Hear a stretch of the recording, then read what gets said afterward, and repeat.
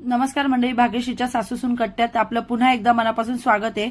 संक्रांतीचा दिवस म्हणजे सुगडीची पूजा, त्याच्यासाठी मी तयारी सकाळीच करून घेतली होती। त्यानंतर संक्रांतीची पूजा केली आणि ती आईंसोबत बसून केली, कारण मला माझ्या प्रत्येक कामामध्ये पूजेमध्ये आईंची इतकी सवय झालेली की त्या सोबतच लागतात मला। त्या नसल्या की नको नको होतं, कंटाळा येतो, करमत नाही।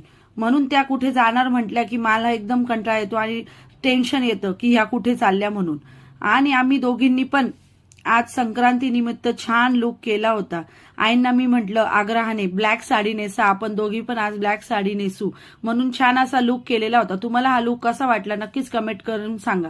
आज नंदेकडे जेवणाचं आमंत्रण होतं मला, सवाष्ण भोजन, म्हणून आम्ही रिक्षातून नंदेकडे चाललो होतो आणि आई खूप आनंदात होत्या, कारण आईला लेकीला भेटायचं होतं आणि सोबत रुद्र आणि रुही पण होते, ते पण आनंदात होते कारण आत्याच्या घरी जाणार होते।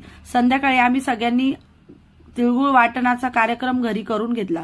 सगळ्यात आधी आईंनी आम्हाला तिळगुळ दिले, मग आम्ही त्यांचा आशीर्वाद घेतला आणि पुढे रुद्र आणि रुही यांना तिळगुळ दिले आणि त्यांनी आमचा आशीर्वाद घेतला। अशा पद्धतीने आमचा संक्रांतीचा सण अतिशय आनंदात सुखात साजरा झाला आणि त्यानंतर मग सगळ्यांनी एकमेकांशी गोड गोड गप्पा मारल्या, पुढे काय करायचं कसं करायचं याचं प्लॅनिंग झालं आणि रुद्र रुहींनी सुद्धा आशीर्वाद घेतला आणि आम्हाला आईंचा आशीर्वाद घ्यायला नेहमीच चांगलं वाटतं।